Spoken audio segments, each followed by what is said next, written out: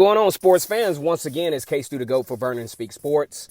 Mostly talking about Auburn football and the rest of the SEC. Want to give a shout out to my fearless and true gang. Let's get in the comment section, like this video, and subscribe to the channel, War Eagle. So I was kind of inspired to do this particular video because I was reading some of the comments, and I had a particular subscriber or participant in the comment section that started talking about, Auburn this year being the opportunity for Auburn to finally, come together and have a solid team, both offensively and defensively. And I thought about it like that is something that the Auburn fan base has definitely been waiting for, because we knew Gus Malzahn as a play caller, even going back to 2010, usually, yields some solid results.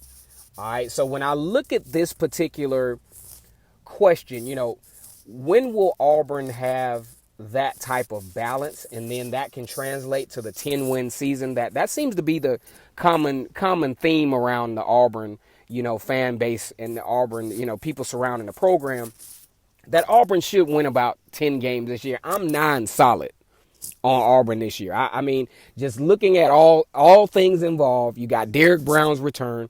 You have solidarity at the defensive line, athleticism at that infamous buck linebacker position that seems to be the position on defense that definitely gets you in the league if you perform well at it.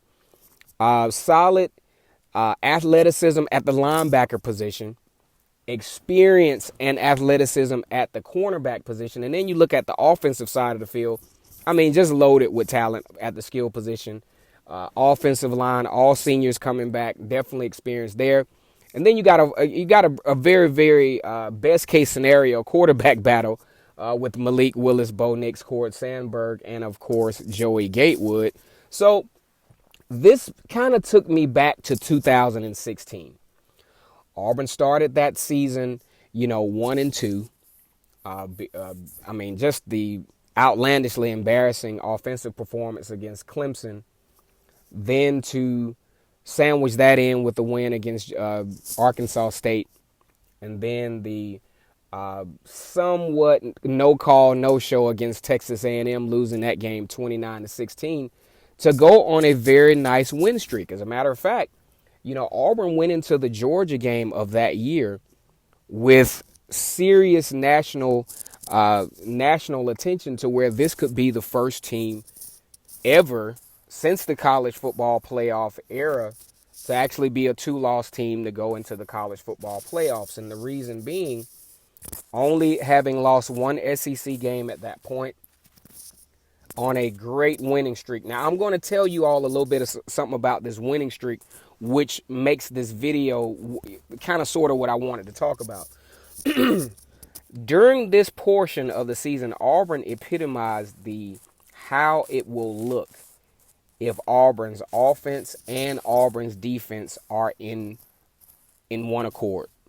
Explosive on offense. I mean, piling up the yards, piling up the points. No one in the country could stop Auburn at this point. Kind of limping into a, situation with Vanderbilt, to where Sean White was hurt and had to kind of rely on the unreliable John Franklin III. As a matter of fact, he almost fumbled that game away, to where Auburn had to rely on just taking a chance and bringing Sean White back in the game to finish Vanderbilt off. Then, to make matters worse, in that particular ball game, Cameron Petway winds up going down with the thigh injury. Not going to be available for Georgia. This is where things started to get tricky for the Auburn Tigers. Going into the Georgia game, you kind of felt that Georgia was not that bad, but you just felt that Auburn was that much better than Georgia, to where, Auburn should have been able to pull this game off. But just, unreliable quarterback play, little to no production in the run game. Defense played as well as you could, holding Georgia to 13 points. One of those touchdowns came on a pick six. So then you start the debacle, okay? 2017, the same way. Start the debacle when the injuries start. That's something that I feel that Auburn might have taken care of at this point, looking at the depth coming back. Then you look at a year like 2014. I'm talking about nobody could stop Auburn that year. But shakiness on defense. You're talking about a team that gave up 26 points per game, including giving up 55 points against Alabama that year, including giving up 40 points multiple times that year. Okay. That would have been the year I feel that Auburn, and that was a year that Auburn was, in probably, I think Auburn got as high as number 2 that year, but mostly off of sound offensive production. Defense nowhere to be found. Okay. Everybody scores on Auburn. If you're having a bad game, Auburn's coming up, you can get back on track against the Auburn Tigers defense-wise in 2014. Things got a little bit better once Kevin Steele came on the scene, to where all of his defenses so far have been below 20 points per game since his arrival. Now, what we would like to believe is coming into the 2019 season is that finally you can actually have the best of Kevin Steele and the best of Gus Malzahn at the same time. This year, Gus Malzahn boasts the prospect of having, in some variation of his offense, a viable dual threat quarterback. All right.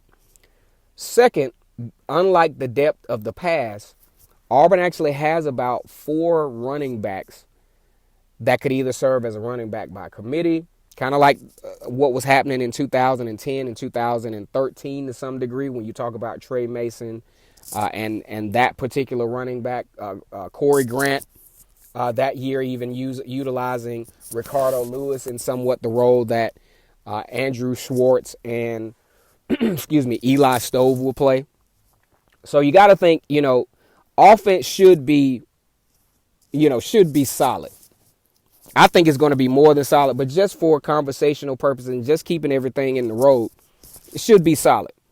Then you look at the defensive side of the field for the Auburn Tigers this year, arguably in position to have one of the most skilled defenses that Auburn has had in quite some time.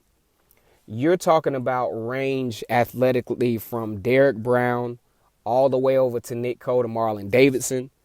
Then you factor in T.D. Moultrie. Then you factor in the athleticism at the linebacker position. You're talking Michael Harris, Zacoby McClain, Owen Papo. K.J. Britt appears to be the solid at the Mike linebacker position.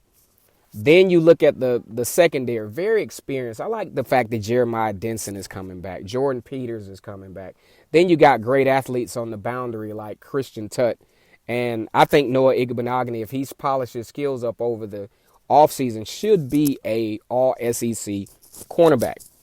Okay, so you have that factor in play to where, this thing should be very balanced this year. I'm talking about just ballpark figure. You're talking about a team that should average between 36 to 40 points per game.